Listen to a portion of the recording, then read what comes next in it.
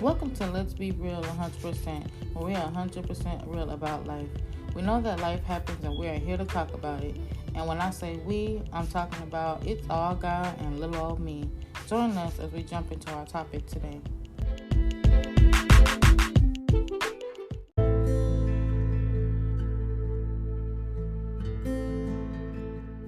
Hey, y'all. Welcome back to another episode of Let's Be Real 100%, where we're 100% real about life. I want to thank you all for this journey that we've been on. The next journey that we're on is with Miss Tara Gross.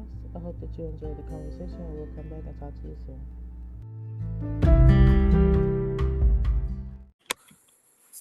Good morning. Good morning. Good morning. How are you this morning? I am good. I'm good. I do apologize. I gotta get used to the different That's time. okay because I'm probably going to be the same way when I'm. Yeah, because it was like Eastern Standard Time. What is that in Central? Like, what is that? Like, hour before, hour late? One of them. I was like, okay, I'm gonna get it together one day. And So, it's funny because sometimes, a lot of times when they send you a link, they'll mhm. automatically adjust it to your time zone. So Wow, I was like, okay, so it's still 11:30 my time. But then right, I was and like looking through and I'm like, I couldn't find anything. And I was dealing with like so many things that I was like, oh my gosh, I'll just email her. yeah, right. I'm glad you did because I was like, what? Oh, I was like, so then my email popped up saying I had an event coming up like not too long ago, and I was like, okay, well, and I was like, why do I feel like she said 11:30? And I said, I must have put it in wrong, and I was like, no, that's Eastern Standard Time. I was like, oh my God.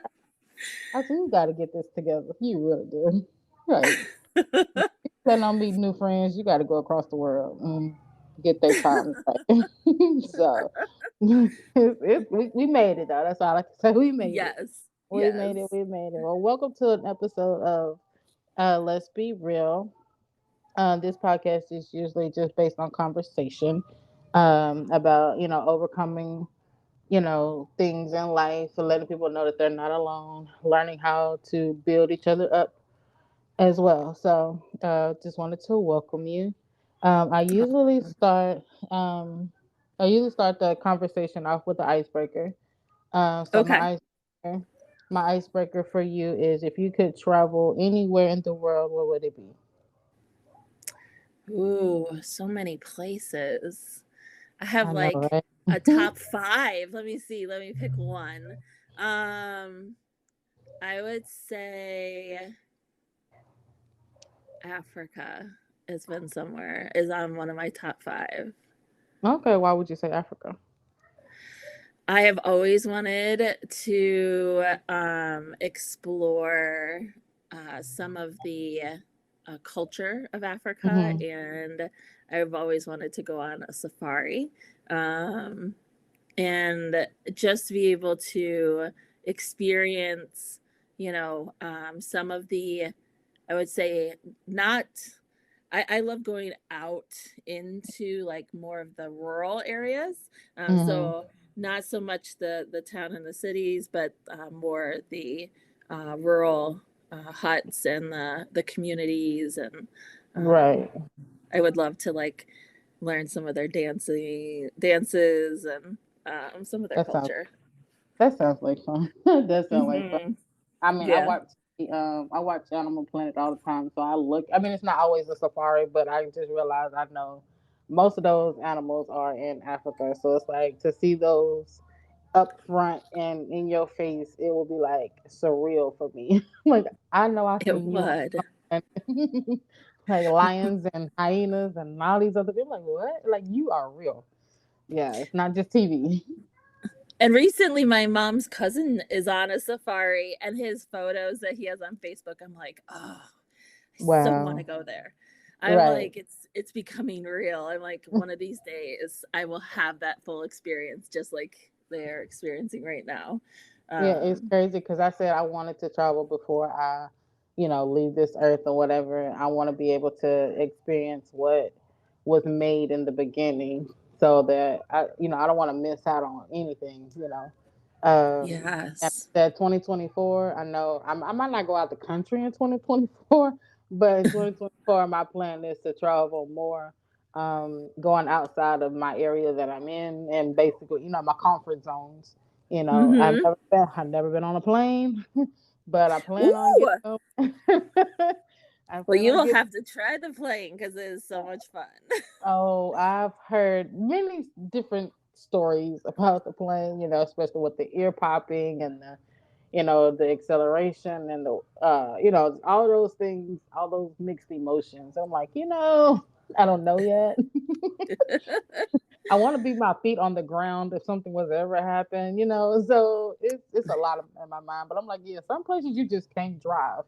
You No. gotta just fly. So I'm like, okay, Lord, one day I just need you to have Michael on Michael on one end of the plane, and then Gabriel on the other. I'm gonna need them to guide this plane, so I'll be good to go. So, but yeah, I'm definitely excited about it. So tell us a little bit about yourself. I know we are acquaintances of a mutual friend of ours, and Yes. thankfully we're friends together now, so we're all friends together. so, Yes. Yes. so tell us a little bit about yourself and your journey. So let's see. So a little bit about myself. I am a single mom with 4 kids, ranging anywhere from 22 to 9.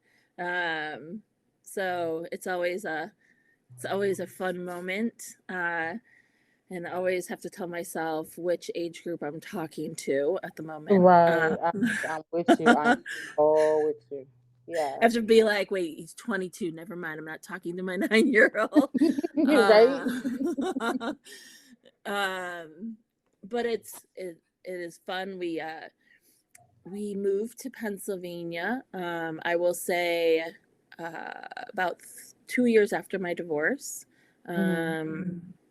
and I have been through a lot of trauma in my life. I've been through a lot of loss in my life. I've, as a mom, I've had to help my one of my children go through quite a few losses in his Mhm. life. Um, but I would say the iceberg for my life was the divorce.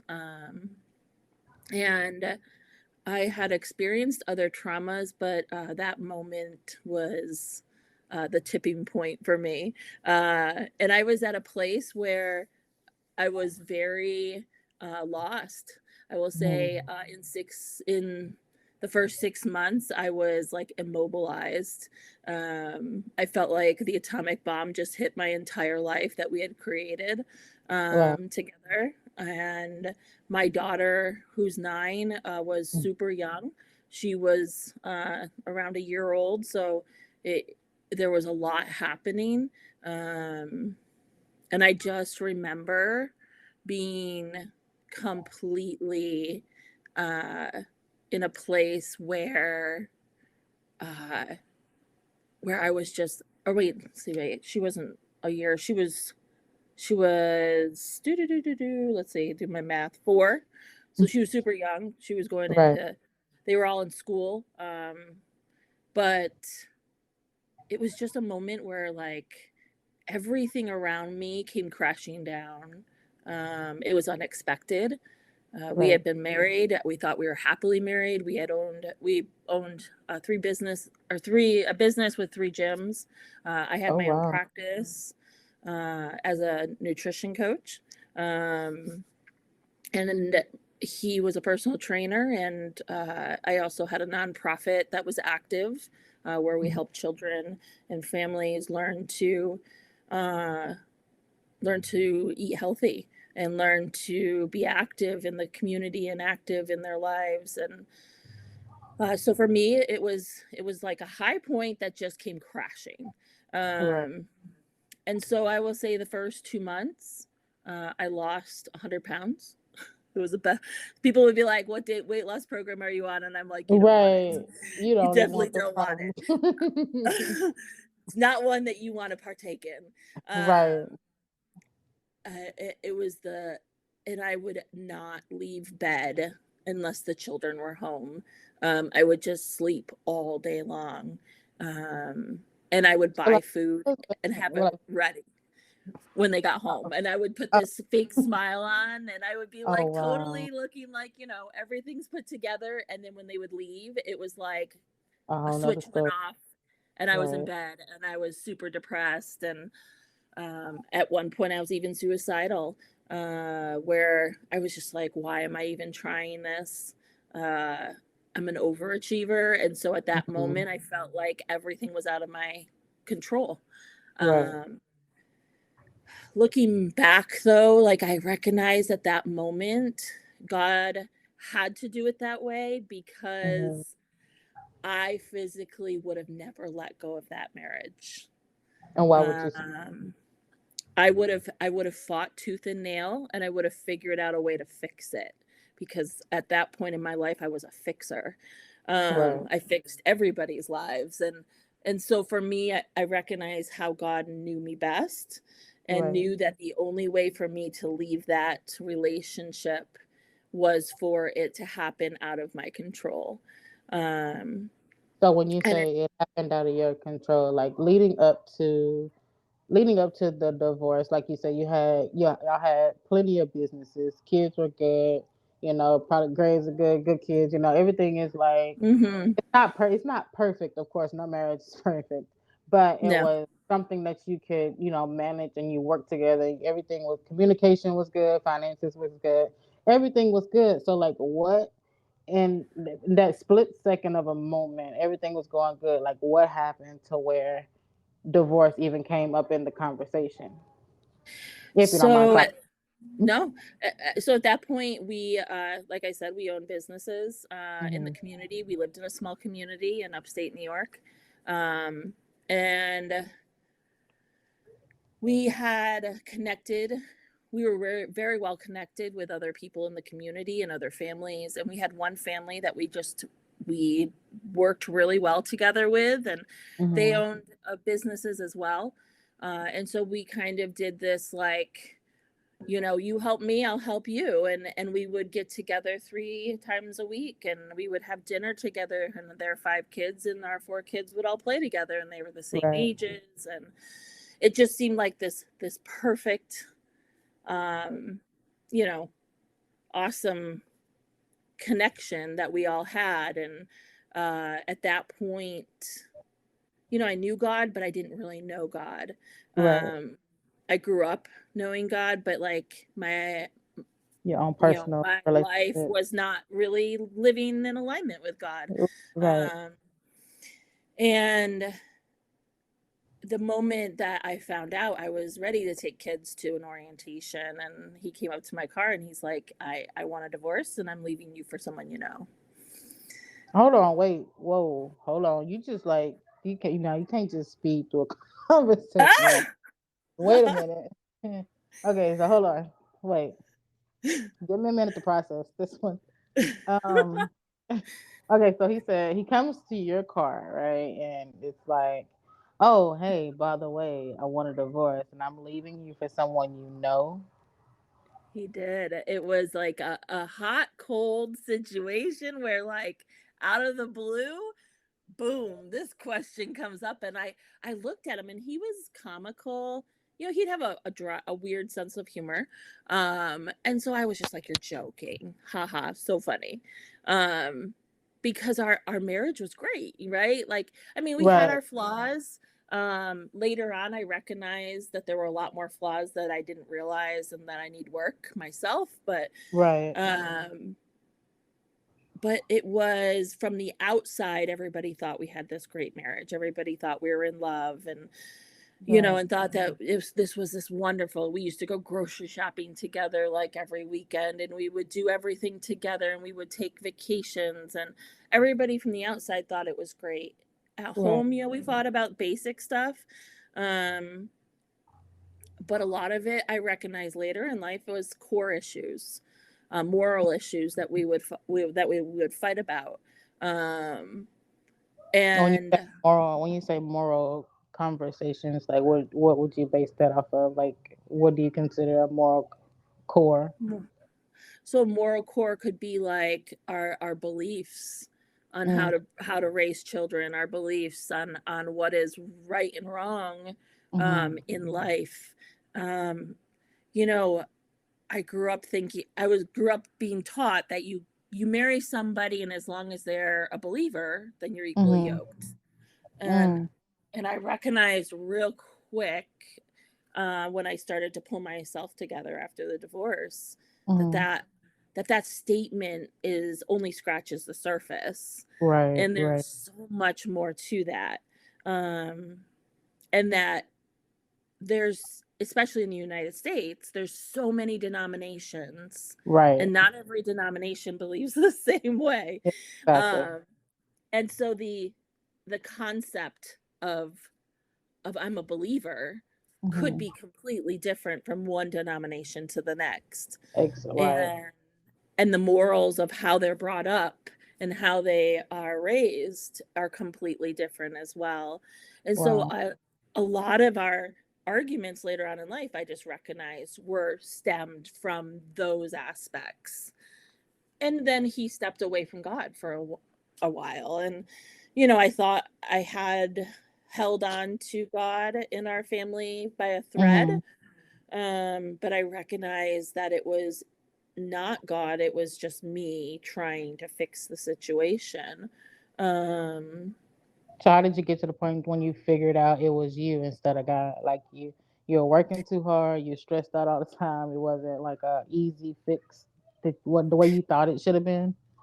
um, I didn't recognize that until I really worked on me after the divorce. Mm, And when I say me, like we're talking 2 years down the road after the I, divorce. I believe that. Atomic bomb hits. It took me probably about 2 years to recognize, Right. oh, I actually have to work on me. Um, and it was hard because we had connected as a unit, like the two families that we had as two families, we had bonded together. Mhm. Um, Actually, a couple days right before he told me, I had found out that I had found out I had thrown her a birthday party. Well, I had participated in her birthday party, but I had stayed and made sure that she was okay. They had a lot of drinking, and you know, And this is the woman that he left you for. hmm Okay. Okay. and my Wow. kids were all best friends, so it was a very touchy situation. Right. And when he told me, I just thought he was joking because I was just like, we always are like, oh, the kids all play well together. They, it's like they're all cousins. Right. Um, and I didn't realize too, like looking back, like how powerful our words were then, because we spoke it into existence so often in our jokes. So Um, what did you like? What do you mean? Like, what did you speak? well, Um. we would always be like, oh, they get so well, they look alike, or Mhm. they get along so well, they could be like siblings. Right. Um, Oh. and Oh. you don't realize how powerful your words are Right. in those moments, but it was just a joke back then, right? It was something that we just were like, oh, ha ha ha, they look funny, or they look together, they look like Right.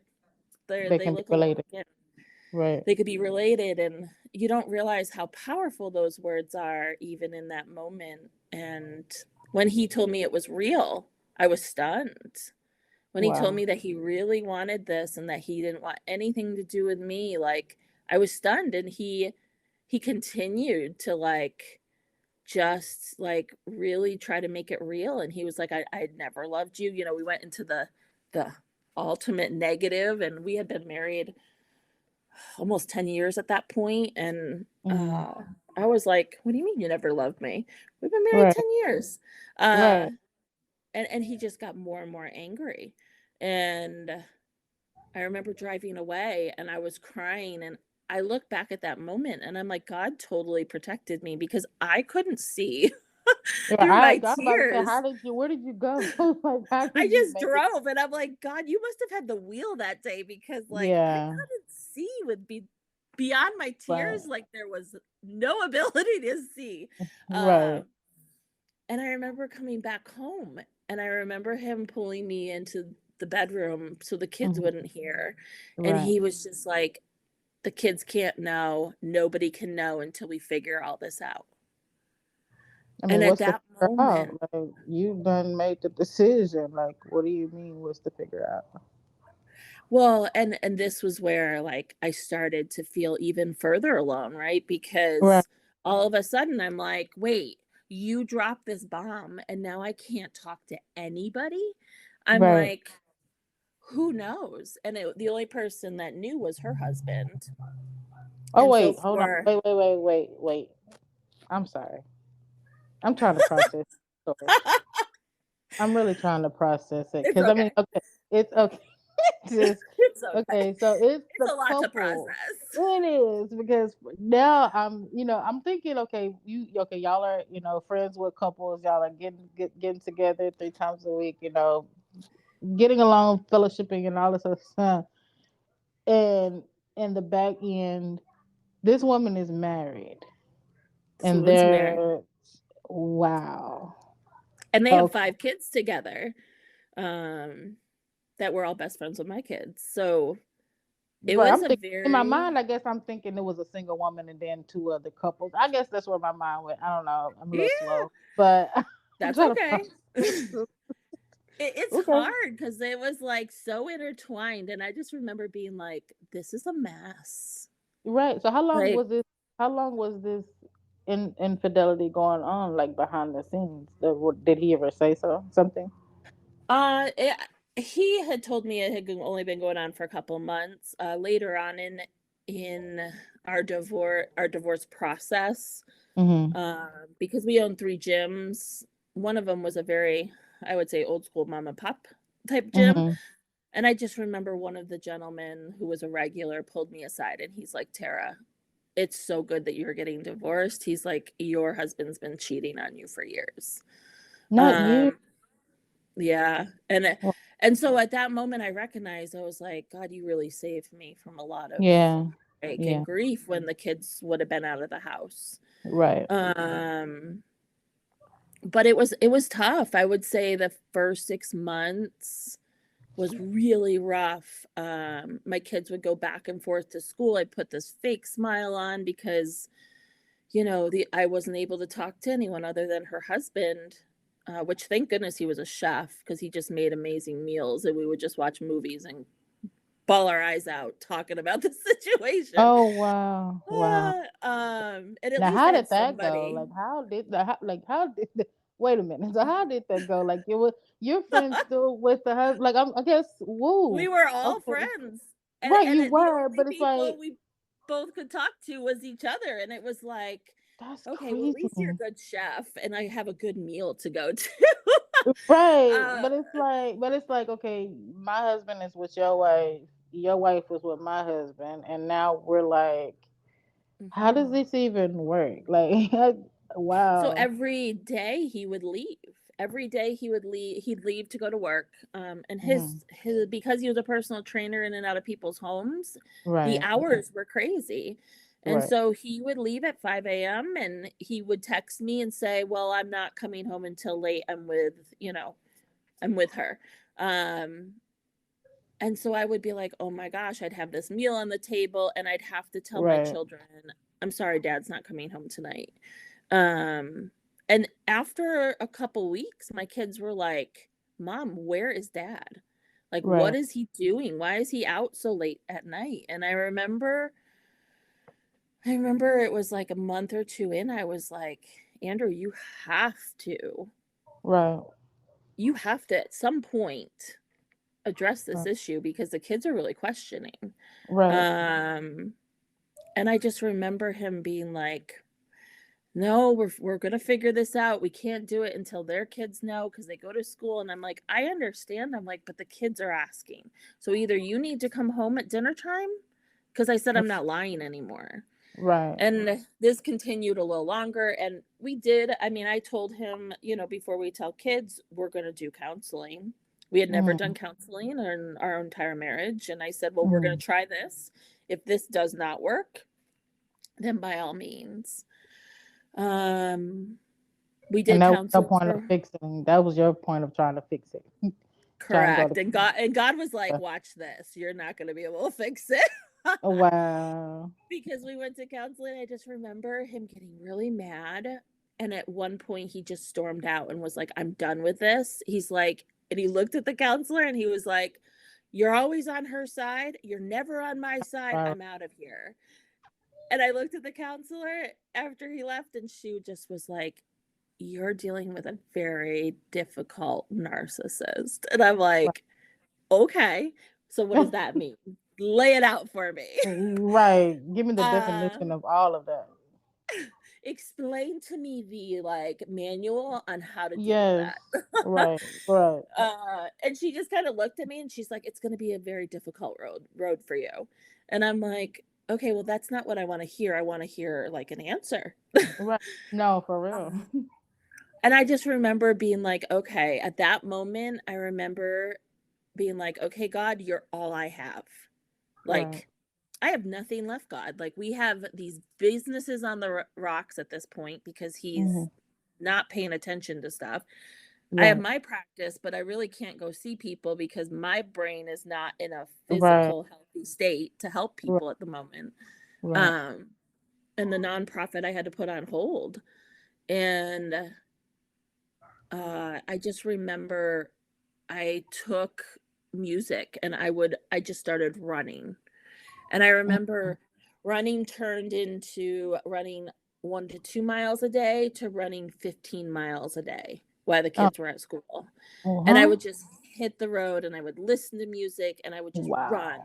and I would cry and I would talk to God and I'd be like, God, you got to show me how to fix this. Right. Um, and it was like my moment where I would just lay it all out to God as I ran, and him and I would have conversations about like, you know, Tara, you just need to let go. Right. Um, and so at that point, I remember coming home and I just was like, okay, counseling's not working.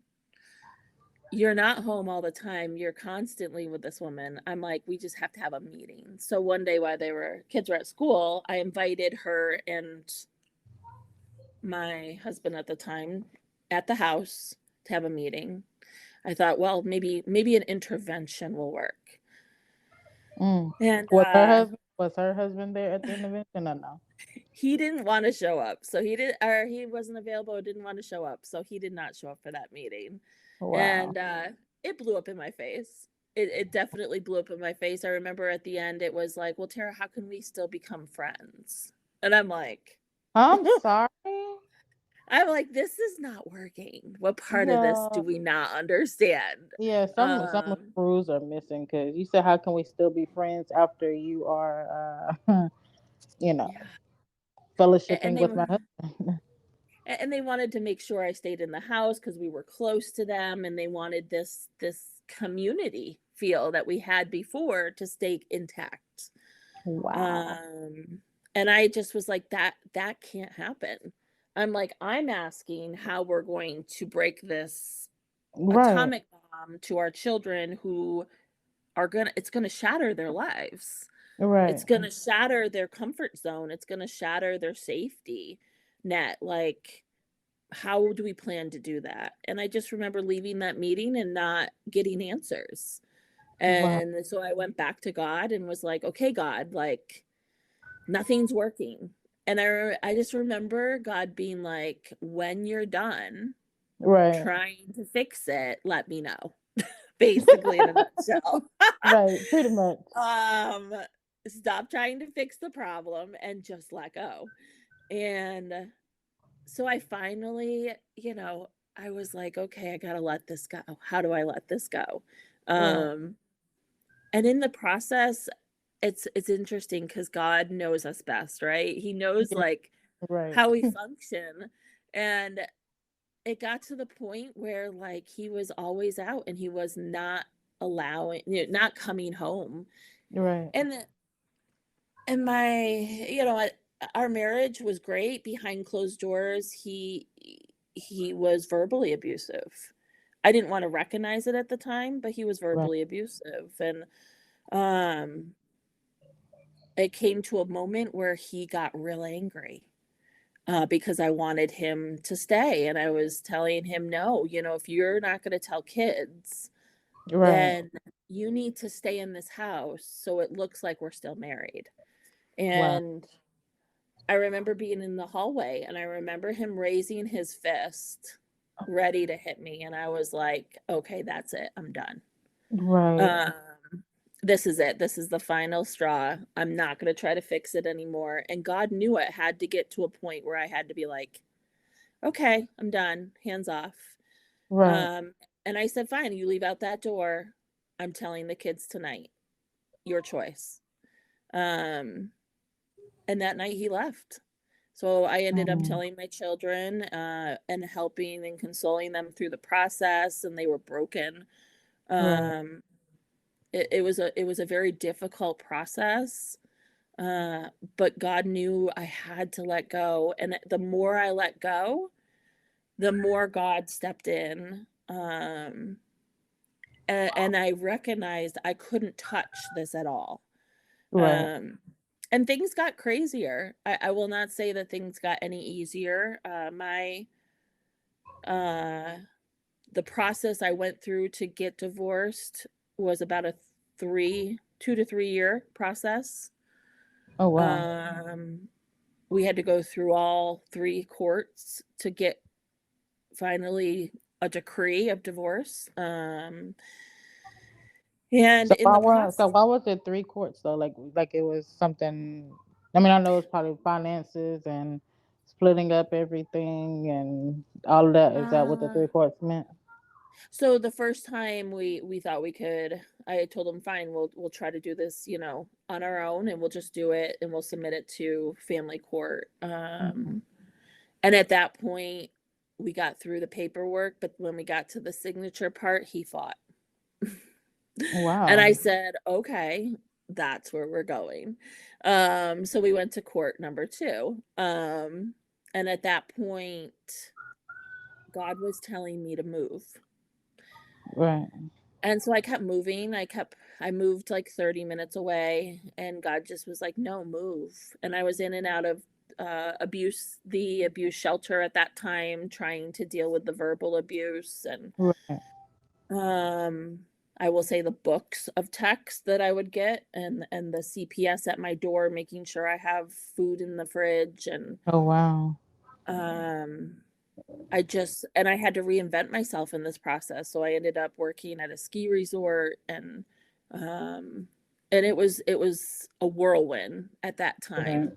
I felt like everything I had to basically scrub everything we had and restructure everything. And in that process, I also learned he let go of the 3 gyms without telling me, What? and Wow. filed bankruptcy. Oh no. Um So I recognized I was having a tidal wave of debt coming at me. And when I say tidal wave, like huge tidal wave, and everything I Right. had set, guys, I used to be a paralegal, so everything I had set legally in practice in place Hmm. for something like this, Right. um, he somehow made it so it would not, he disregarded all of that because he didn't tell me in enough time for us to sell everything, so we could have just made a wash of the business. Right. And in the process, everything was blamed on me. And I was like, okay, it was like the enemy came at me times 10. And I just remember being like, oh my gosh, like I don't Right. even know what to do. And every aspect of my life, it's chaos, and it's crashing waves. um and the only place I would find peace was in my prayer closet with God. Right. um and in that process, we were in court number 2, and God just kept telling me to move. And so I was like, all right, God, I don't know where to move, and I know you keep telling me to move. So I'm going to put a 3-hour radius around me. And God, you are going to show me where you want me to move. Wow. And I was reading the book by Mark Batterson at the time, the prayer book that he writes. Mm. And at the end of the book, it says, use me, send me, and show me. Now, those words are powerful words, and if you Right. don't recognize it, if you don't know what you're saying, be careful Yeah. before you That say part. them. I'm for real. They say be careful what you ask for. Yeah. Wow. And I just remember, like, out of desperation, just being like, God, show Right. me, send me, and use me. And God did that. Um, and I over the years I got to learn how powerful those words were. Uh, but he opened up all of my jobs. When I say 3 hours, I was in upstate New York. 3 hours would have been Albany, Buffalo, New York City, and Pennsylvania, down to just almost like a little, almost to Philadelphia. Mm-hmm. And I just did 3 hour radius, and everything came to Wilkes-Barre. Wow. I was like, okay, God, guess that's where you want me. Right. And in the process, God was journaling with me, and he was telling me that he was calling me to Pennsylvania Mm. and calling me to help people in Pennsylvania and help people walk out of this place of desperation, out of Wow. this place of bondage, to set them free. And I didn't know what all that meant. And I just can remember keep writing it down. And I had this dream at one point where I was feeding people in a house, and I was a part of being a health coach. I did a lot of personal chef events. Mm-hmm. And so I'm like, oh, that's coming back in, Right. because your natural brain wants to make sense of it. And Right. I just remember this house and the people coming in, they were dancing and they were having fun, and they would leave, they would come in, broken, and they would leave whole. Wow. Um, and I remember getting 2 job offers in Wilkes-Barre at this point, and I had 2 job offers in one weekend, and I'm like, okay, God, if this is where you want me, I will go. Right. But you have to provide for a house. And at that point, I was financially like rocky. Right. And the house, when I looked on Craigslist, the house I had in my dreams was on Craigslist for rent. Wow. Exactly, to a T, even the inside. And I'm like, okay, God, when they say you're powerful, you're real powerful. I Right. was Right. like, So what made you go on Craigslist? Like you just looking, just scrolling. at that point, like in where we lived in upstate New York, like that was that was the place where all rentals were Craigslist. Okay. Okay. And so I just thought Craigslist, and that's the first house that popped up was this house. And I was like, oh my gosh. And it was more than I could have afforded at that moment. Right. But God is super cool. When you step out, he does amazing things. And so at this point, we're in court number 2, and I'm like, okay, God, this is beyond state lines. And the kids have to come with me because, God, Right. you've promised me that you will not separate me from my children. Wow. And in your word, you say children are a gift from God. And I Right. have done nothing wrong in this process. Right. And so that gift cannot be removed. And I remember taking one of the job offers, and the guy that I rented from, he was so gracious. I ended up being able to move into the house early. Mm-hmm. He financially made it so it would work. And I had the job offer right away, and I got permission from my ex-husband, because I said, okay, God, if all these are in place, the big one is Right. going to be my ex, because God, you know how he is. So good luck trying Right. to get him to say yes. Right. And within a week he said yes, and we had Wow. papers signed by the courts, and I thought I was on my way, so I was packing everything up. And a Right. week before I was ready to leave, he filed in Supreme Court. Oh. Um, and at that point, I had already accepted a job offer. I already had put down payment and everything on a house for rent. I already had rented the rental truck. Like everything was boxed up, ready to go. And I had already told God yes. Wow. And so at that point, I'm like, wait, God, you said, like, I remember going to God and being like, God, wait, what's going on? And they had a law guardian come into my house to make sure that the kids were okay with this move. And I Oh remember when she wow. came in, she was like, your house is all boxed up. And I said, yes, I'm moving in 1 week. He's already approved everything. Right. Uh, this is just a turn of events. And she goes, well, I have to meet with them separate. So she had to meet behind closed doors. And it made me very nervous at that time Right. because we were a week out. And long story short, I ended up going to Supreme Court and I fought tooth and nail with attorneys that I had worked with, Mhm. and everything turned not in my favor.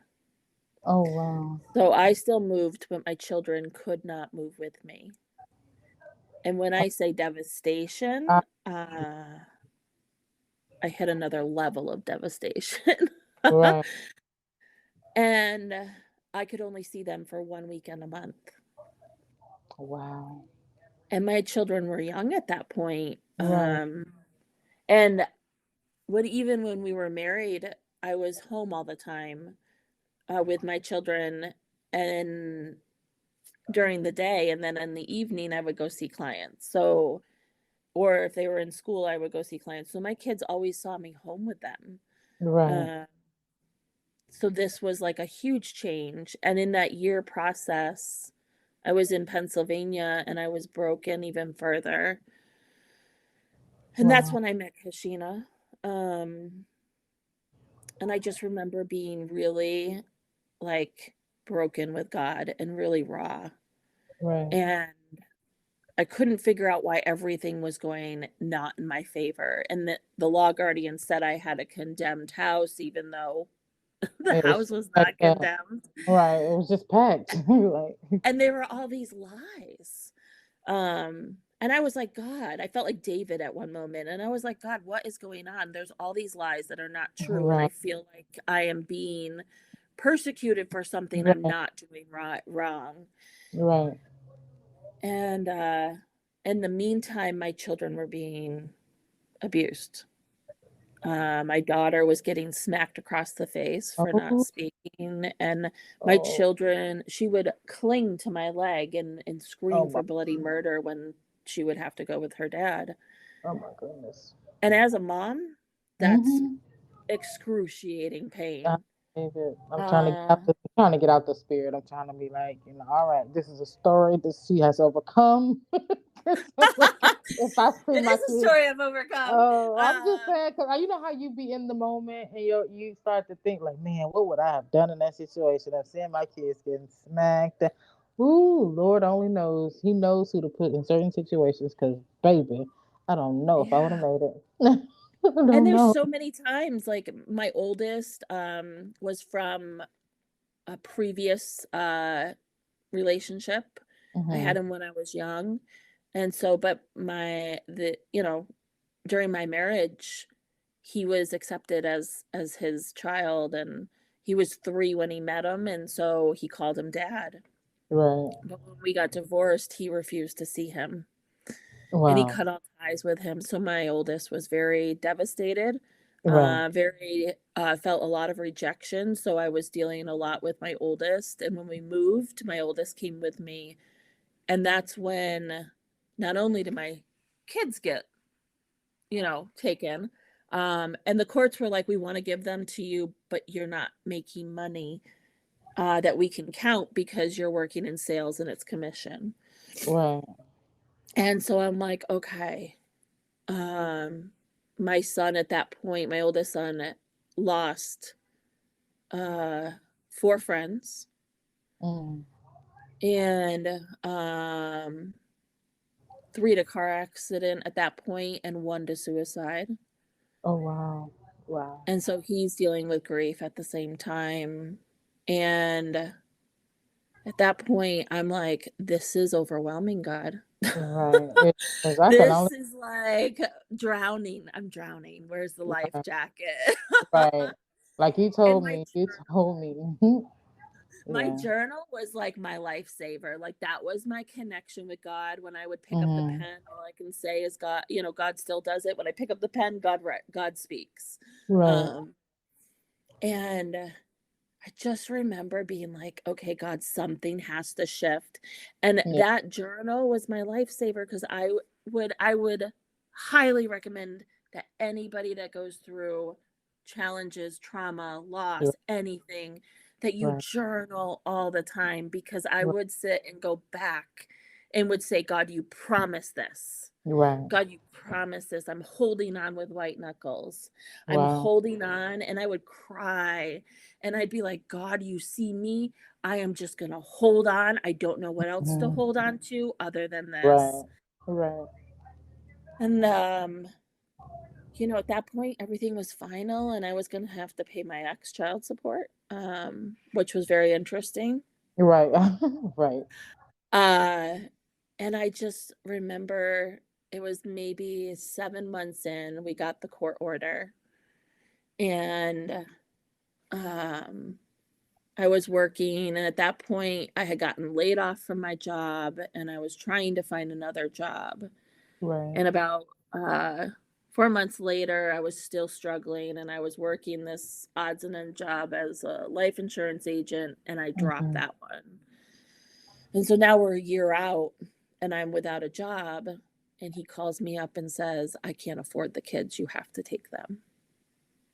And I Wow. remember being like, God, Right. God.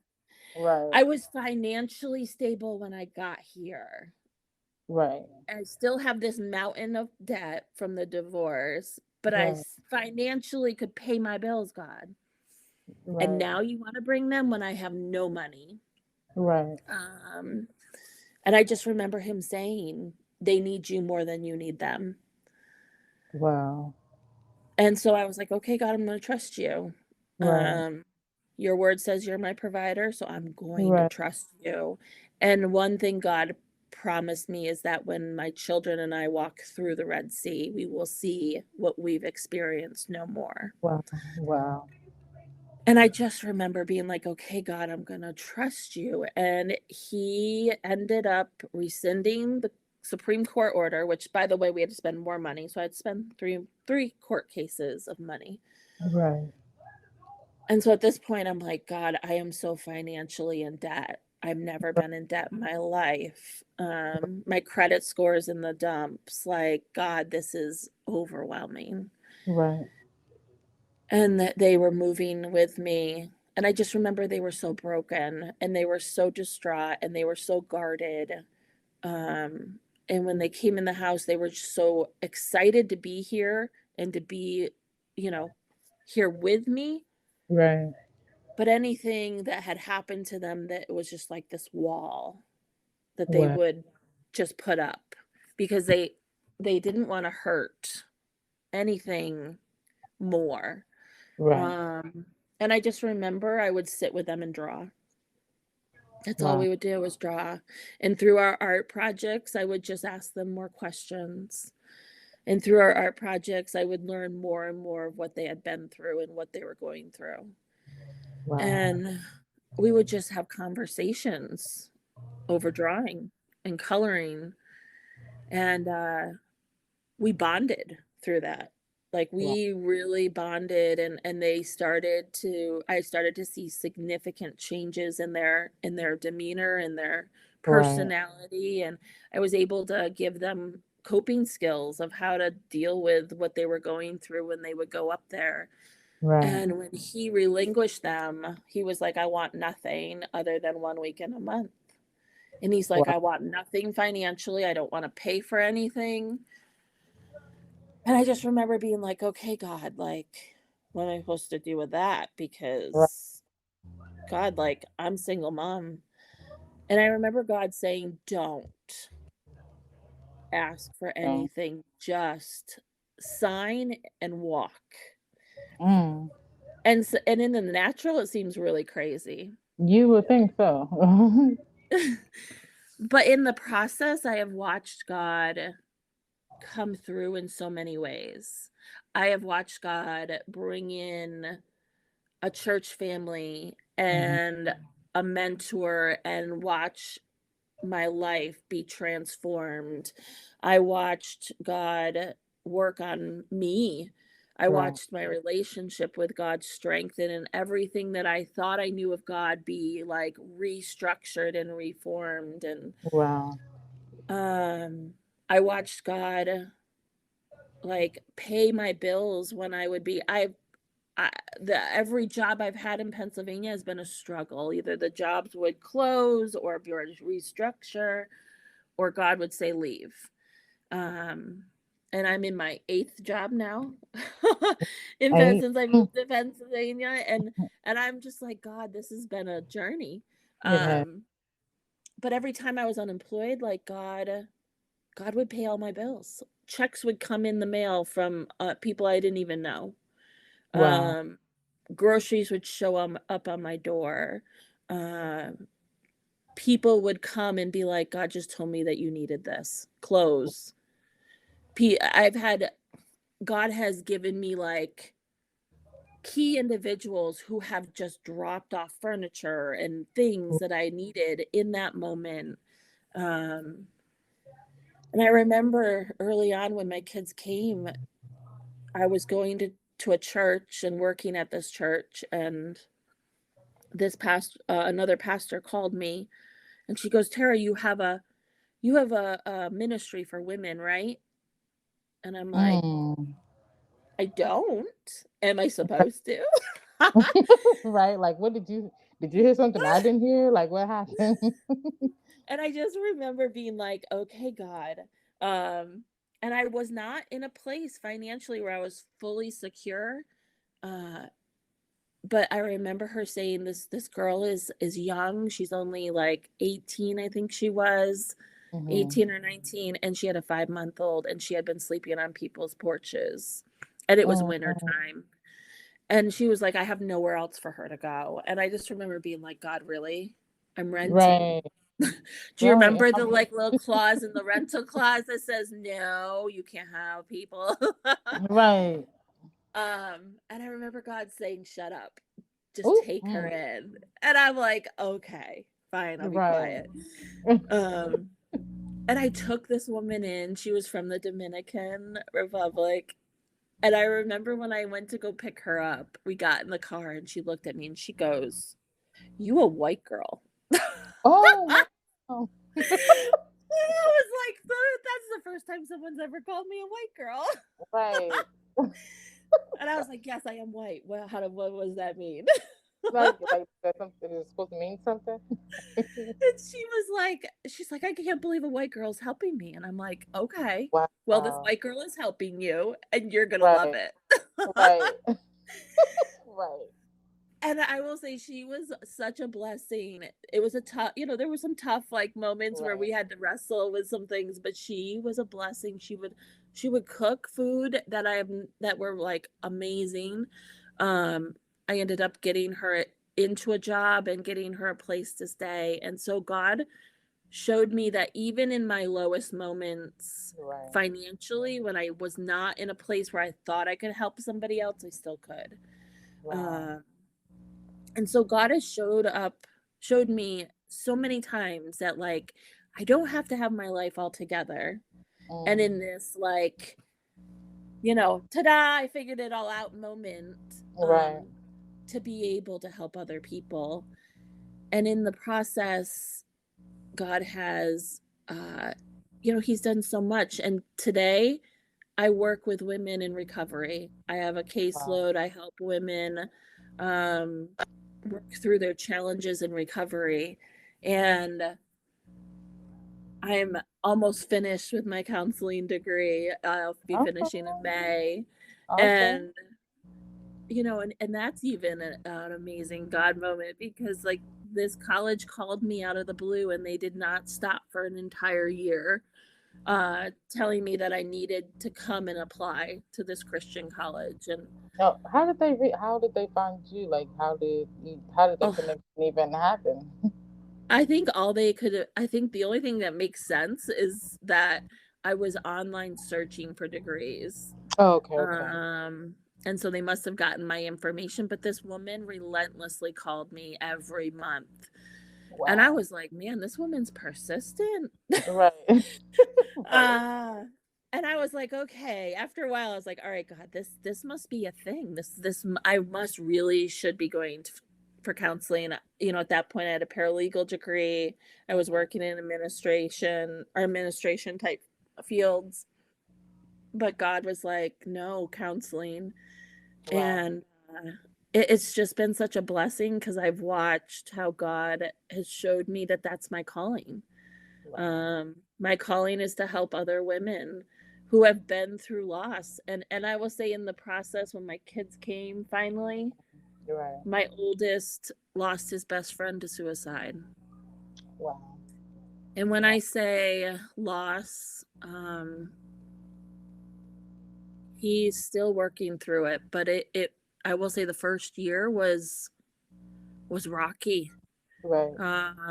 And if I had not gone through my moments of deep depression Mhm. and suicidal thoughts, Mhm. I wouldn't have compassion and empathy for him in Right. that level, at that level. Right. Um, but I remember there was moments where like I had to physically like hold him down with every bout of strength, and my oldest is 6'2" and like 300 I believe pounds. it. I believe it. So I have a he's big like son. Yeah. huge. Yeah, I have a my 18-year-old is 6'4", and my 15-year-old is like going on 6'5", so I get it. I hear you. It was hard, and there were moments where I'd just be like, no, I speak life over you, like you're Right. going to get through this. Yes. um and there's moments where like he right now like just doesn't want God, and I'm like, Mhm. okay, God, Right. you say that they're yours before they're mine, so I'm leaving them Mhm. back in your hands. You Mhm. have to deal with this. And God knew I needed to learn that I couldn't fix situations, because if I was in this situation with him, I would have tried to fix it. Right. Um, and God has just taught me so much through the divorce, through bouts of depression, through suicidal thoughts, through loss of all the life. Like today, I can say that I'm financially stable and that I can be able to pay bills, and Right. I can bless others, and you know I don't have to worry about checking my bank account Right. Right. every day to be like, okay, I have 10 cents in there. Right. My paycheck's coming in 2 days. How am I Right. gonna make do? Yeah. So how can I stretch this down? Because it's real. And God is it's amazing because like I was like, God, I want my children to travel, and I want my Yes. children to be able to have culture. And last year I was Right. able to take my kids to Jamaica, Ooh. with the church we went to, and I'm watching everything that I've asked God for Coming come to into fruition. wow. And so like I sit there and I'm like, wow. And even the women I work with up on the mountain, I hear some of their stories, and it's so interesting because probably 90% of my clients are grief and loss Wow. is their core root to Right. their addiction. And I'm just amazed at how much God continually reminds me that those who have experienced tremendous loss, that's the women that God's bringing to me, to show them that there's purpose, there's value in their life, and they can live that purpose-filled life. Um, that they are designed to live that purpose-filled life. Right. That it's already there. They just need to walk in it. Right. And they Like just need you to told you to let believe. go. Let go and believe. Yes. Yeah. And I will say one thing that really shocked me, because I was bitter for the first 2 years. I was very bitter and angry at at the whole situation, at Right. my the friend that I had that I thought was a friend. I wouldn't, Right. like, in all honesty, I wouldn't go near women. I was like, no, Right. nope, they're all gonna betray me. They're all gonna, Right. cause pain. And look at today, God has me with a bunch of women. It's A so bunch of funny. them.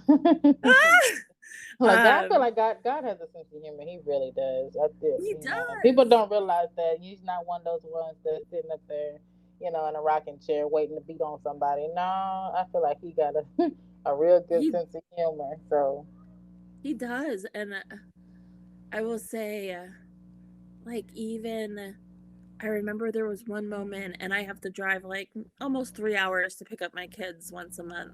mhm. And I remember God being like, you need to let them go. You need to forgive them. And your children need to see that you forgive them. Wow. And I just remember fighting God like the whole 3 hours, being like, God, I really, like, really, I have to forgive this man and this woman. Um, and he Wow. was just like, yes, this is the tie that has kept you bound. Yes. Um, and I remember being like, fine, God, we're going to give you an ultimatum. I will forgive them if they are on the front porch ready. And they were Wow. never on the front porch. My kids were always packed with their bags and they were sitting on the front porch, but with the door closed, like they were not there. So I was like, God, if they're on that front porch, I'll apologize or I'll forgive them. Forgive them. Right. And I pulled up in the driveway, and do you know that On they the were porch. on the front porch with Wow. the entire family. Her 5 kids, they're 2 together, like Oh, they have all kids. Oh they no. have 2 together. So all 10 kids are sitting, on the Wow. front porch, and I'm like, "Really, God, an audience Right. of this many?" Right.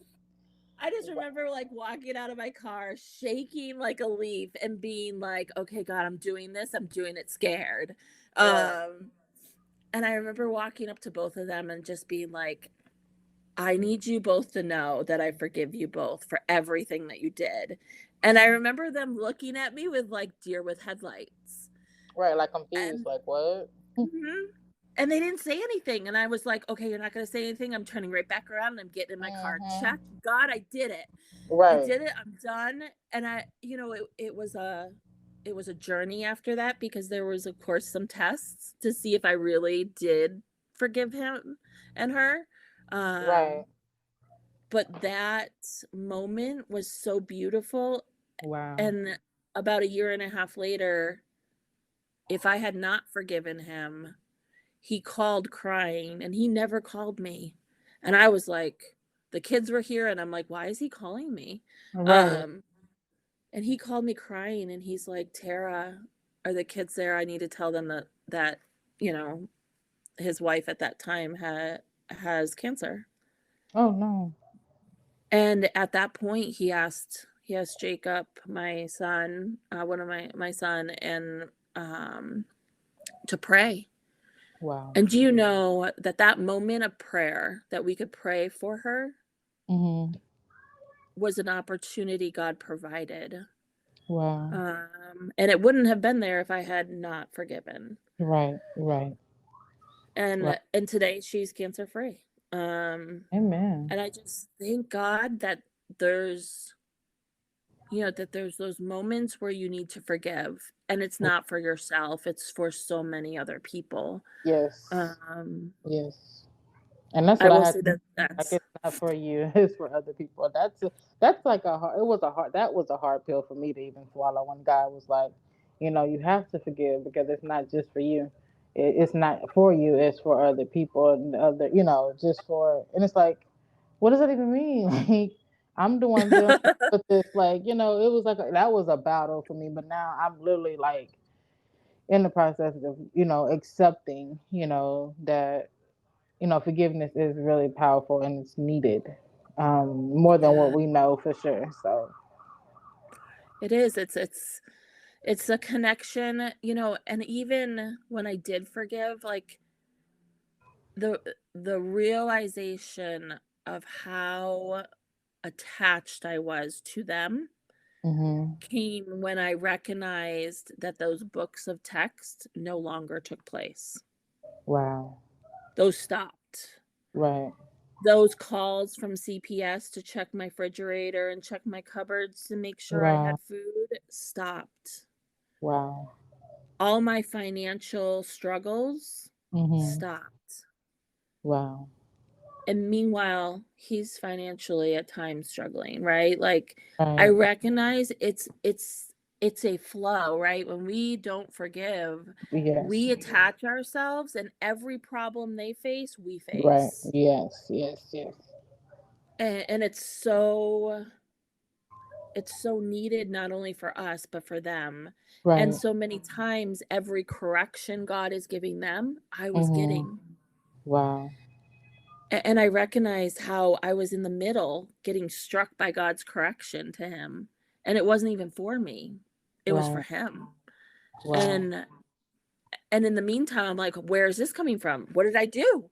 And I Right. would like Right. second guess myself and like start to be like overthink the process and Right. um Trying to fix it. recognizing it's powerful. It's a powerful tool that God gives us Yes. to move on. And if anything that people get out of what we're talking about today, like letting go and forgiving is Mm-hmm. key to anyone's success, anyone's peace, Yes. anyone's joy. Like there are seasons of, God says there's seasons of you know, sadness, Right. but we can't come out of that season until we let go, Right. until we forgive. And it's a powerhouse tool that God gives us. And today, like I watch I watch a relationship that's better. Are we like super close? No, but we Right. can function in the same room. We can function over a phone call. We can Right. work with each other, and I'm no longer battling him, fighting me tooth and nail. Right. Um, Financially, I was able to work through all that debt, and not go bankrupt. Right. Um, I think, and today I'm financially stable. My, credit score is raised. Like, I think sometimes when we're faced with that pile, like we don't recognize Mm-hmm. where to start. Right. Uh, and the starting point is surrendering. The starting point is allowing God to show you which Mm-hmm. one to start with. Right. Um, and God will bring people around you to help you. Yes. So many times, like I've had so many helpers in the last 7 years, um, and they're divine appointments that God has placed Mm. uh, during that season, and they're people that have been through similar situations that could help me walk through it. And they were in a place where they could reach my hand, right, and pull me Right. up. Right. Um, and Wow. even to this day, like even though I'm planted, like God still provides those individuals, Right. and recognizing that help never ends, um that it's still there every step along the journey. But when we're paralyzed and when we feel like everything's crashing down around us and we feel so alone, and we feel like in such a pit of despair, and we feel like the waves just never stop. Right. Um, I just want people to recognize that that's not the end all. It's not. It's It's a starting point. it It's is. it's a starting point for something new. Um, and I can say today that like where God has called me Mm-hmm. to help with women, He would have never been able to do unless I had cut ties with my past, Right. because God doesn't want his glory to be shared with someone who's not walking with him. Right. Right. And so that part of my life had to end and die. Right. So that way new beginnings could happen with God and God could walk me into my purpose. Um, Absolutely. and so it's so beautiful. But Wow. yeah, That's amazing. that's That's that's definitely something. That's a I don't know. I don't even know what the name of the topic of the conversation. The process of letting go and forgiving and letting go and forgiving and let God, because like that, like I said before, God knows situations He to put does. people in, because a lot of people can't handle certain things like that, and for Him to take all that you've been through and to make it, like you said in your the email, taking ashes and making it into beauty, like Yeah. and it doesn't look like, you don't look, when I look at a picture of you, and it's like you don't look like nothing you've been through, like, at all, and that's the beauty of God doing His work behind the scenes, and allowing you to walk around with a smile on your face, like, yeah, I've been through this, but guess what, I'm still standing. God walked me through this, even through my hard-headedness, and my questioning Him, and my wanting to fix everything. He was yet still there for me through this Yeah. whole situation, and to know that He's taught you how to forgive, and also to help other people, also your children, because I'm sure they had to go in and say, you know what, Dad, you know, you're forgiven. Like, there was some type of lesson, like a chain reaction of forgiveness going on, to where Yeah. everybody was able to come out of it a whole and not broken in pieces anymore. Because that's not an easy journey to go through, especially as, yeah, I mean, of course, as us adults, it's hard, but imagine a young child going through all of this, and trying to figure out what to do, because both of these is my mom and my dad. Like, what am I supposed to do? Like, I don't know what to do. Like, I'm stuck between a rock and a hard place. So Well, for your children. I was gonna say on top of that, like when I moved to Pennsylvania, I got confirmation from a pastor friend of ours, Hmm. and she didn't even, she just came to me with something she felt God had told her, and it Hmm. went so in line with what God was telling me to move to Pennsylvania. It was confirmation. Wow. And I remember when I got the court order stating that kids could not live with me, Hmm.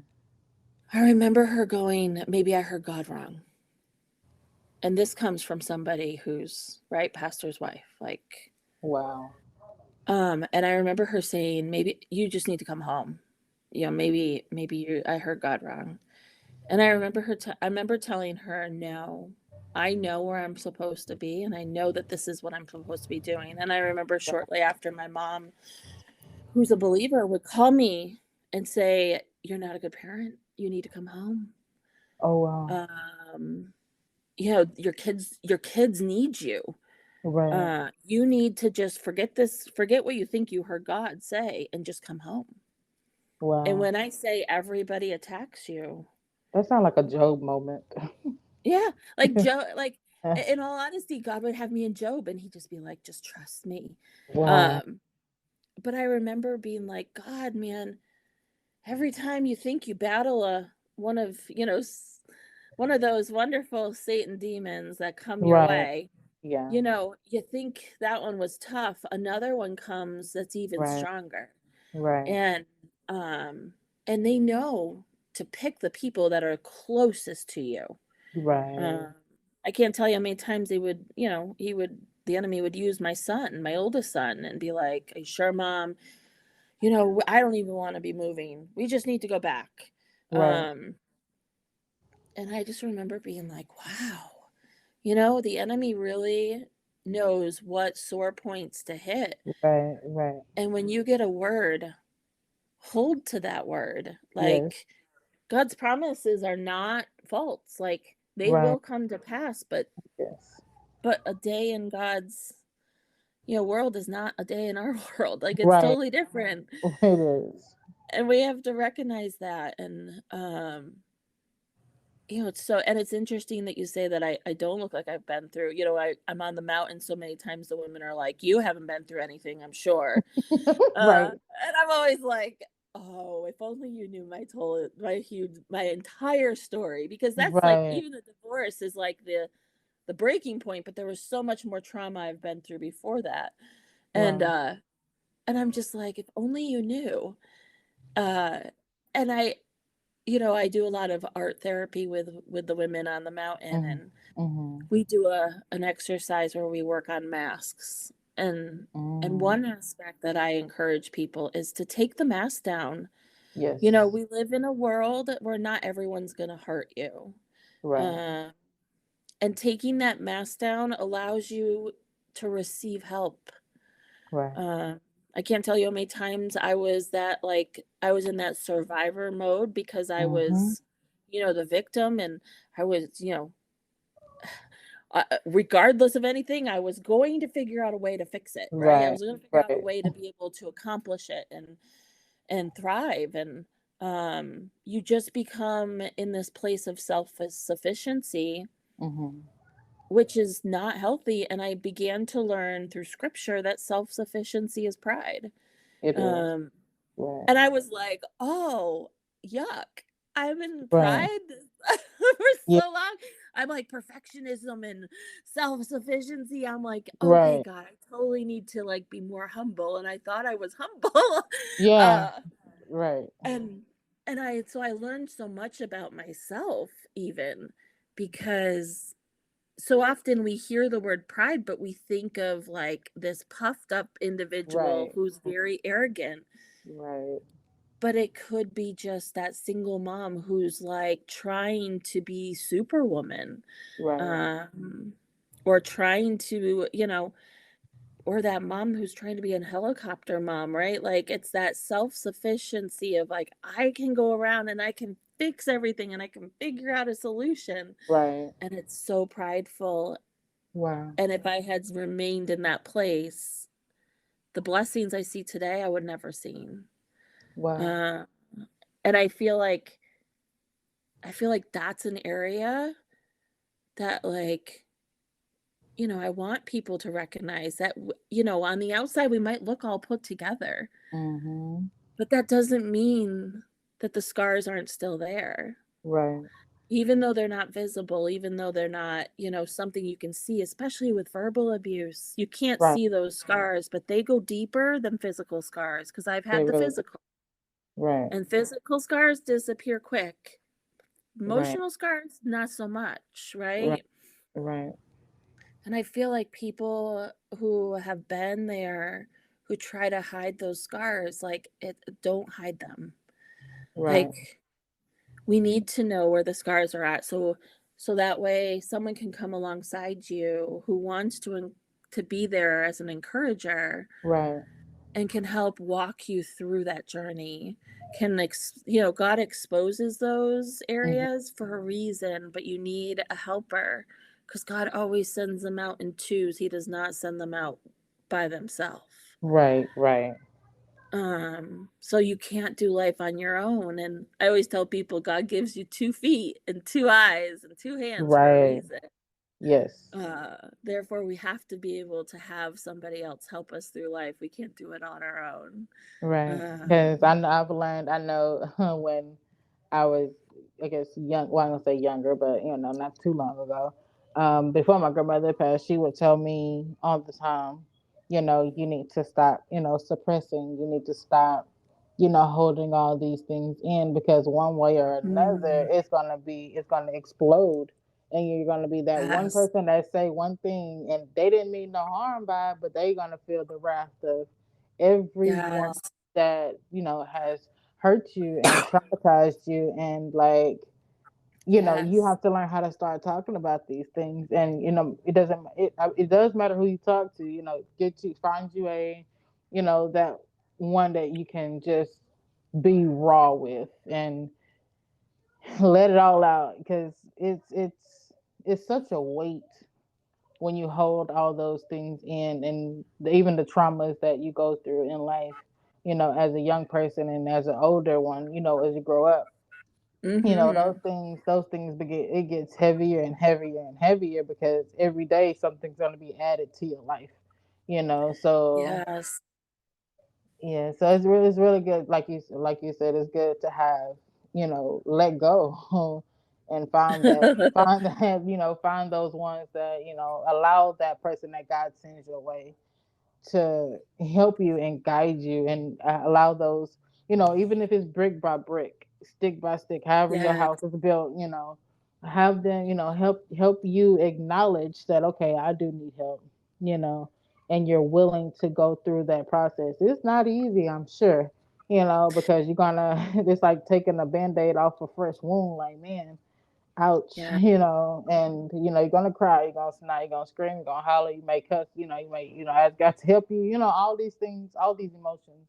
But at the end of it all, it's freedom. And Mm-hmm. it's gonna feel weird because you're so used to being heavy, but feeling free and out of bondage, and the chains are gone off your mind, off your hands, your feet, all off your heart and your soul. All these chains are gone, and it's like now you'll be able to see the scales that fell off your eyes. Now you're able to see, what God intended for this to be. And then he also takes that lesson that you learned and to help other people, because I always say that the trials that we go through is not for ourselves, it's for our, No. the next person, our next door neighbor or somebody across the world. You never know who your story can touch, and that person may be in that situation, maybe coming out of the situation or going into the situation, like, what do I need to do to get out of this situation before something crazy happens? And to hear someone else's story, to see how they made it through. It wasn't pretty, but at the same time, Mm. the process of them going through it, you don't have to go through those same things. You can just, get the help that you need, so that you don't have to, face those same um issues and trials. You know what I'm saying? So it's And amazing that's, to hear stories. I was gonna say, and that's one of the things that pushed me, and motivated me to keep going, was when I recognized that what I was going through is for someone else, and that someone Hmm. else might be in such a pit of despair and is Hmm. waiting for me, um, to surrender. Wow. It began to shift my perspective Hmm. on why am I fighting this? Right. Because my fighting might be their last straw.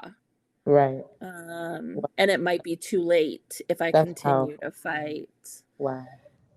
And for me, that was my motivation, because I began to see it as, okay, it's not, and God started with my children, showing it Mhm. to me in the way of my children, because I recognized how my bitterness was becoming their bitterness, and my Mhm. pain was becoming their pain. And Right. God was like, He's like, either you get out of this so they can be set free, Mhm. or you stay in it and watch the chaos that you create. And even the women today, there's so many opportunities I've had. Like, I've even been in grocery stores, and even as a little kid, my mom would always be like, people always tell you their entire life story, and you don't even ask questions. Um, Mm. Recognizing it now, it's because that was my calling. Right. God, my gift that God's given me is the encourager, right? It's the Right. counseling, it's the counselor the gift that God's given me.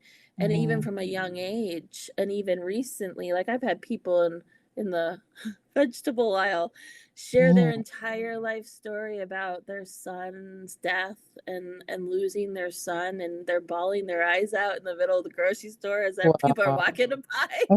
Like, what's And I'm just happening? like, okay, God, this is the moment. Right. This is a divine moment. Or, like, I've just been in situations where people have gotten really bad news, Right. and it's another area of loss, and God has placed me there just so I can share a bit of my story, and so I can pray for them. Right. Um, Another gift God showed me through the process is that intercession was something that God has given me. Mm. And I Wow. see how the two pair together, and Mhm. how you need the encourager and the intercessor, Yes. because you can't, it's not you sharing the words, it's God's glory Yes. from those situations that encourages somebody else to recognize that that's God. Wow. and that they want God that bad in their own life. Wow. Um, and I recognize that in order to do that, you need intercession so you can pray for Right. that situation, so you can pray into that situation, so you can stand Yes. in the gap for that person.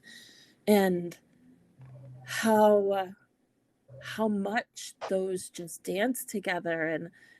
And I'm like, wow, God, you know, I wish we could learn this earlier on in life. Come on. Like, I wish I could have understood who God is and who I Right. am in God so much earlier. You know, like I went to church, I was in youth group, I Mhm. went on a mission trip. Like, I had that life growing up, and don't get me wrong, like we also I had addiction in our family. Like, we had, you know, other aspects that I had to deal with. And as a child, I was the oldest, and you know, there was other challenges growing up, but I had a solid foundation in Right. church, and I walked away from it for a while, but I didn't learn who God was. I just Right. learned about God. Right. Um, and the teachings that I learned were not taught in a way where I could apply it Mm. and see God come alive. And that's what I love doing with clients. And that's what I love doing with when I meet with them is, let's see how we can see God come alive in your life. Right. Right. You know, how can the same God I've experienced be Mhm. the God in your situation? Right. Um, because our situations are no different than people in the Bible. Right. Right. We can have those same, and God says in scripture that we are to see him even bigger and greater Yes. Yes. in these times. So if those are situations that are smaller than what we're supposed to see God Right. in, then I'm missing out on something because Right. I need to see God in a bigger way. Right. Um, and that's like the core that I love working with women is, how can we see God greater Wow. in your situation than you've ever seen God work? Because God, it does the impossible, and we so often put Mhm. boxes on God. Yes. Come on. And I'm just like, wow, you know, God can do things that we don't even understand. Right. Um, and we don't have to worry. Right. Yes, we might be fearful because that's an emotion that God gave Mhm. us, but we don't have to be in a spirit of fear, Wow. because God has already set us free from that and has given us everything that we need. Right. And it's just beautiful, like, and it's a gift that, like, I wish I had tapped into earlier. So Yeah. I want to encourage somebody else Right. to see that same experience and catch on, because when you see God in that real way, you don't want to ever let go. Right. Right. And it's crazy how you say that because I don't know. I think me and my family were getting ready to have Bible study, and like we didn't have it, but I ended up going deeper into the word anyway because it was my turn to go. And God had, placed on my heart. I was like, Lord, what kind of word? What word do you want me to say? Like what am I to say? Because when you're teaching teenagers and young kids, it's like, okay, I want to. I want a lesson that they can understand, and as their new beginnings and walking with God on their own, like what can I give them to start off with? And Yeah. he brought me to Isaiah 43, and I have been loving it. Okay, Mm. and it was talking about how God is a personal God. Like God is Mm. so personal, like He knows you. Like He Yes. will give everything for you. Like people say, He'll leave the 99 and go for that one. And He was Yes. like, I did all this for you. I'm your God.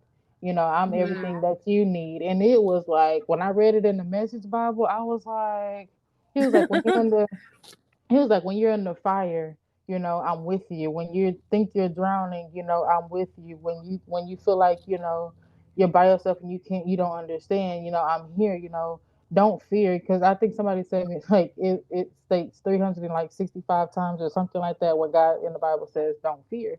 And I'm like, I said, well, this is one of the ones where he say, don't fear. And I'm like, when he broke down the fire, I thought about, the three Hebrew boys. And when I thought about the water drowning, I thought about Peter, and I thought about Jonah, and I thought about all these people. I'm like, wow, Lord, you was with them. Like, even though the situation seemed, chaotic or whatever, you were yet with them, and Mm, you took out the time to say, yeah, you, Sean, I'm with you. I got you. You, Tara, I got you in this situation. Like yes. I'm right here with you. Every situation you go through, emotionally, physically, naturally, psychotically, all those reasons where, Yes.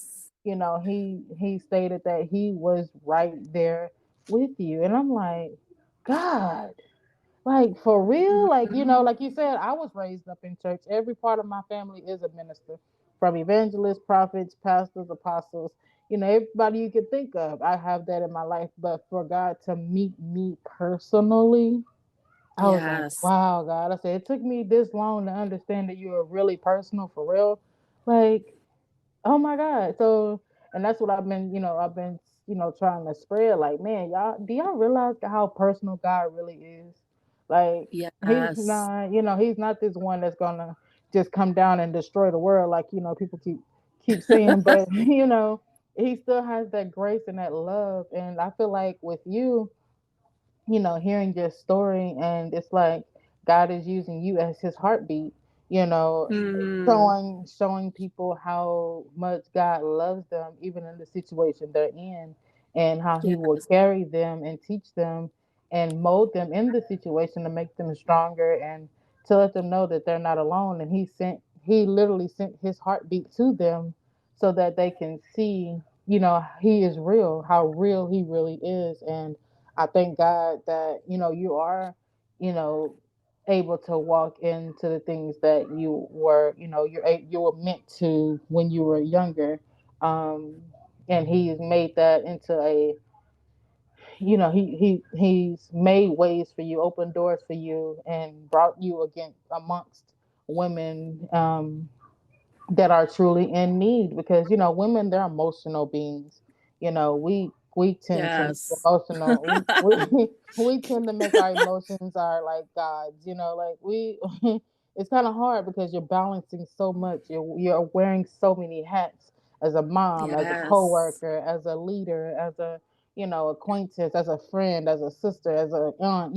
All these hats that you have. It's like, okay, Lord, I'm tired. Like I don't know. I don't have Mm-hmm. nothing else. So he'll make himself personal and strengthen you, and give you that strength to make it.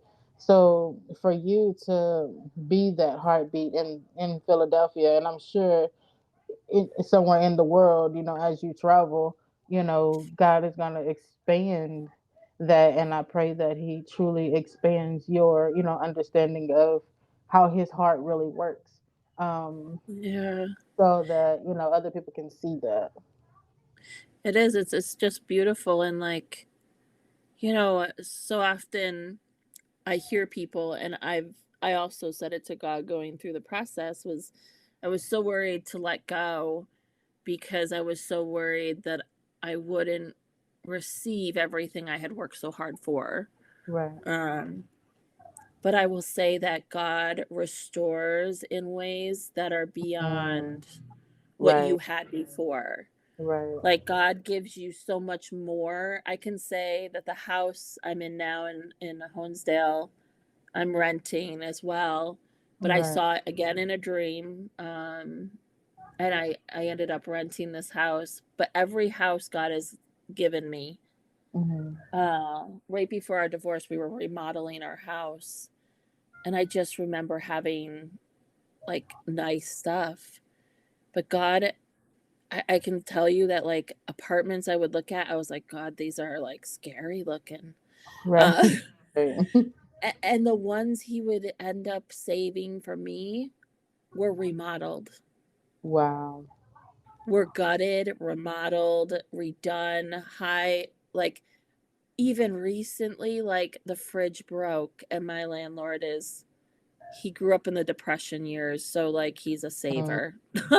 Oh wow. God bless him. He's sweet. He's awesome. He's sweet. We love him to death, but like he saves everything. Um, and when my fridge broke, I was like, oh, we're gonna have to get a new one. And do you know, like he likes to buy the cheapest of the cheap. Right. And so he went to the store, and because of the season that we were in, where everybody was coming, we're in a resort area, so everybody came in for Hmm. to open their homes. Oh There was wow. only one fridge left, and that fridge was a stainless steel fridge with Wow. all the works. And you know that he had to buy that one fridge because there was nothing else. I'm just like, Wow. do you know, like God gives Created you that. Hmm. everything. Like, man, and he gives you top of the top. Like, Yeah. he doesn't give you like stuff that's like, and I remember my oldest coming up and being like, "What? How do you get the nice stuff?" And I'm like, "That's God." Right. Right. That has nothing to do with me. Like, but like even the apartments I've been in, man, I'm just like I am amazed at God because he gives me things that like are high quality but yet are affordable. Like Right. the rent that we have is the lowest in this area, and our landlord's always like, "Oh, you're just good tenants." I'm like, Like, "But no, that's that's a another favor of God." God. Yeah, it's a favor. Like, and just favor comes. And so the more you step out, like the more God is just like, "Here, look at all the wonderful things I have for Right. you." Wow. Um, and Wow. it's beautiful. I just encourage someone just to step out, even if you're scared, do it scared. Because God knows our emotions, like you said. He knows our emotions. He already knew them before we had them. Right. Right. And so why try to like pretend like God doesn't know that we're scared? Just do it. Right. I be telling God, I'm like, I feel like I done said this prayer a couple times, but you already know your daughter. She is on one right now. I'm gonna tell you anyway. I'm gonna tell you anyway, since you already know it. But I'm gonna let you know anyway how I'm feeling right now.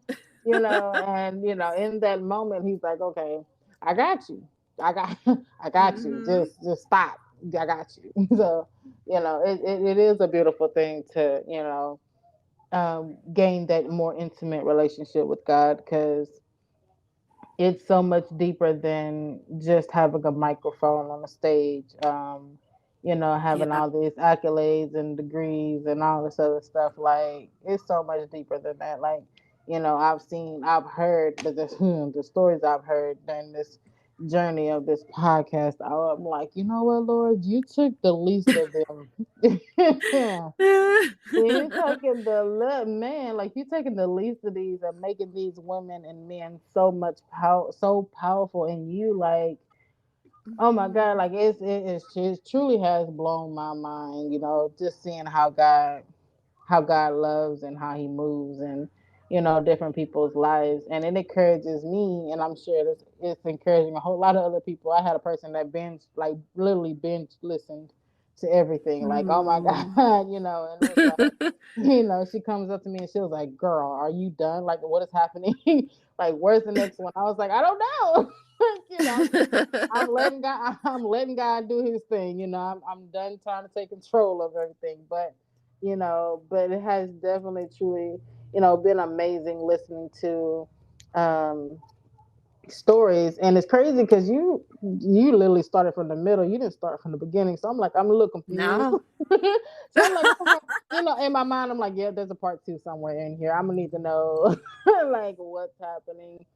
How did all this, where did this all root from? You know what I mean? So but that'll be a part two, hopefully, crossing fingers. But I just want to say I really thank God for your journey. Like it wasn't pretty. It was a bit dusty and flames and all this other stuff. Quite interesting to me because I'm like, what?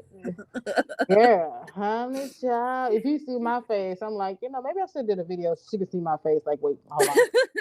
Let me process this real quick because I'm like all up in my emotions. Like, first of all, how in the world, like no. So I just want to say, thank you for, allowing God to bring you through this journey that He brought you through, and also being obedient to Him by saying, let go, and then also down the line saying, oh, by the way, you need to forgive.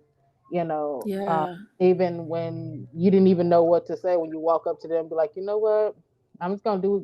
I'm gonna open my mouth and I'm gonna let you feel it, like, because I don't know what to say. I don't know how to forgive this person because all I'm seeing is all this stuff that I've been through with this person. So for him to feel your lips and you was obedient with that, um, Yeah. it really brings the light to how God really works. And even when you bring God an ultimatum, he gon' he gonna follow He- through. He gonna follow through because in the Bible, somewhere in the Bible, I can't remember where it says, but it did say, "Try me and yeah. see." And, Oh, and he meant that.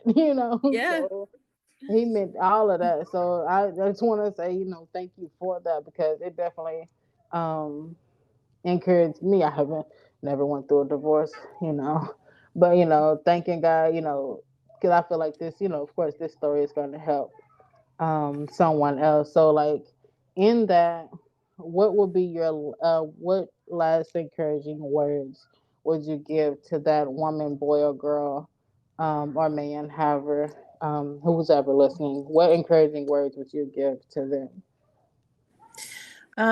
I would encourage them to rise.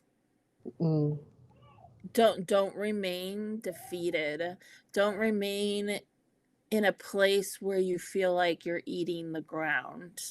wow, wow. Um Eating the because even though you have bloody knuckles, even though you have bloody knees and your ankles are you know, are swollen and you feel like you can't get up, you wow, can. wow. You totally can, because it's not in our own strength that we rise. Come on, right, It's in the strength of holding on to God. right, And I will say, I held on to God with white knuckles. right, And at times it was a thin thread, but right, you hold on with everything that you have and you don't allow anything else to falter it. right, Um, because God is truthful, God is real, God is what God says must come to pass. right. And God Absolutely. did not make you a failure. God did not Come make you on, by mistake. right. What you are going through is not your end all. Mm, It's just a speed bump. come Even on, though it seems a lot, it's a speed bump. right. And there is a ladder, you just can't see it. Mm, And I just encourage you to reach out. Reach out to those who can help you. mm-hmm. That's a huge thing, is that so often we think that we just need to rise alone, but there's so many times in scripture where, you know, we're supposed to have somebody that we can we can be able to help us up, right? Like they go Right, arm in arm with us, they hold us underneath the arm as we right, walk. And through that, God brings those individuals for a reason. So right. trust them, even though trust is hard to do. Mm-hmm. Trust with everything that you have, because the more you open up to that individual that God brings, Yes. the more they can help you uncover and Mm-hmm. rise higher. Um, that's one of the reasons why the coaching business that I opened up, I called it Rise, was because I recognized how many times I had to rise. Wow. And even though at times I felt like I was knocked back down, I still had to rise. Right, right. Much like a boxing ring, right? You Yes, don't allow it to tap you out. right. because the only one that taps you out is God. So Right. unless God tells you that it's your time to go home, Right. don't allow it. Rise, Right. because there's always another round. Wow. And that Wow. next round could be your victory round. I love that. Love that. Mm-hmm. Love that. Love that. Because it's definitely, life is definitely a boxing match. That's for sure. You know, the Bible does say, you know, you might fall, but get back up, you know, Mm-hmm. because this life will come at you with a sucker punch. And Yes. and to overcome that is to get up. You know, to put a dent to the enemy's kingdom is to get back up again. Like, girl, this girl just won't stay down. She sure won't. No, she won't. She gonna keep rising, Oh, and she gonna keep pushing. Because my God already said he won this battle. He won this war already. There's battles in between, but he won the war. So I'm gonna continue because he already said yeah. he won. So I'm definitely looking forward to the things to come for you and your business and your family and everything. So definitely Thank you. loving you already. Like, we haven't even met. You Philadelphia just is need my to get on next. that airplane. You You just know need to what get I'm on that saying? airplane. I know. Like, I told Kashina, and I told other people that I've met. I was like, I'm gonna get on the plane and I'm coming to y'all 2024. I'm telling y'all, I'm gonna get on the plane and I'm be like, okay, Lord, get Michael the Archangel and Gabriel on the other end and guide this plane because I'm gonna do it. So I'm definitely Yes. looking for. I've been to Philadelphia one time, but it was like with a friend, like way back in elementary school. But to I guess experience as an older person, I'll be all right. I'll do better. But and I have something to look forward to. So I was gonna say, and I'm then you would have to drive about 2.5 hours to see me. Well, about hey, 3 I'll hours. drive. I Three don't mind hours. driving. I don't mind Because driving. I'm like up in Honesdale, which is like in the Poconos. It's in the ski area, so we get a lot of people who come in here in the wintertime and ski. Oh, And in the summertime, they have all their lake homes.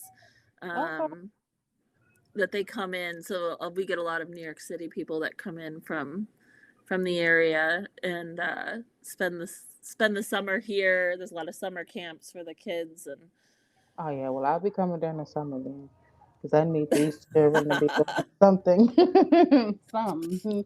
Maybe the winter time, because Texas, we don't get as much snow as everybody else, and I need to see some type of powdery snow on the ground. I just need to see something, something different than the heat.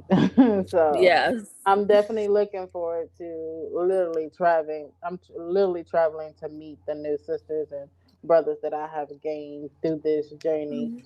That's And this, awesome. like I say, it's a forever friendship that will not be, tampered with or lost, because Yes. we know that, like you said before, God send these people in your life, and they're forever, godly relationships. Those are hard to find, and when you find them, Yes. keep them, like literally keep them dear to your heart, because again, like I said, it's hard to find. But I definitely look forward to talking to you more offline, of course.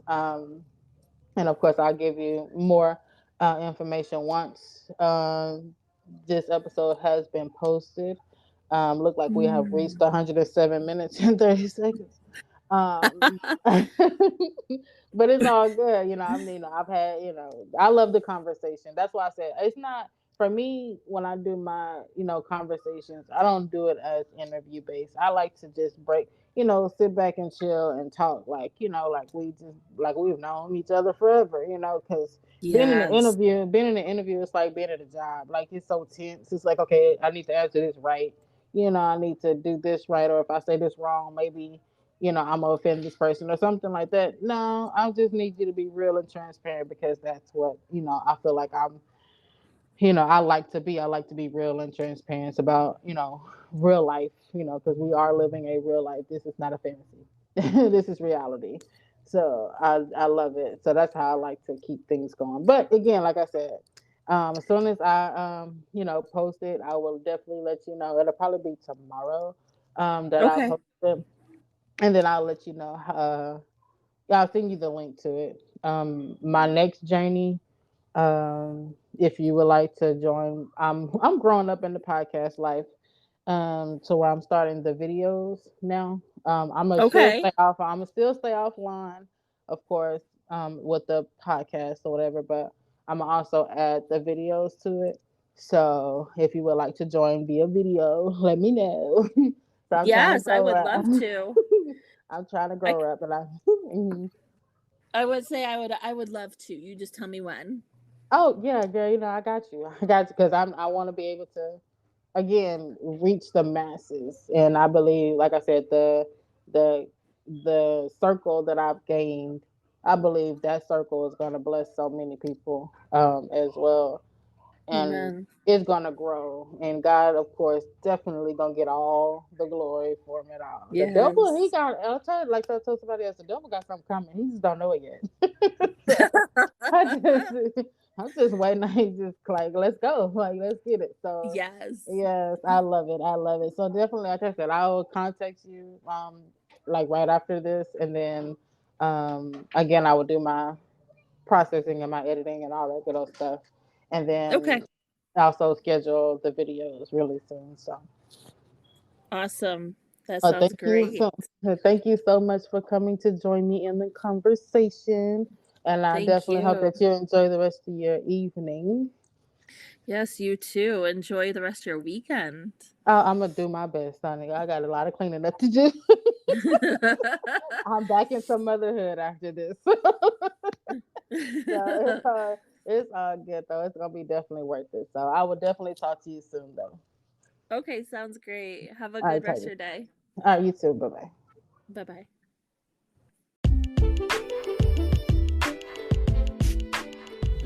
Thank you for listening to Let's Be Real 100%, where we're 100% real about life. We hope that you enjoyed the topic today, and we hope that you trust God more and more each day. And we hope to see you next week.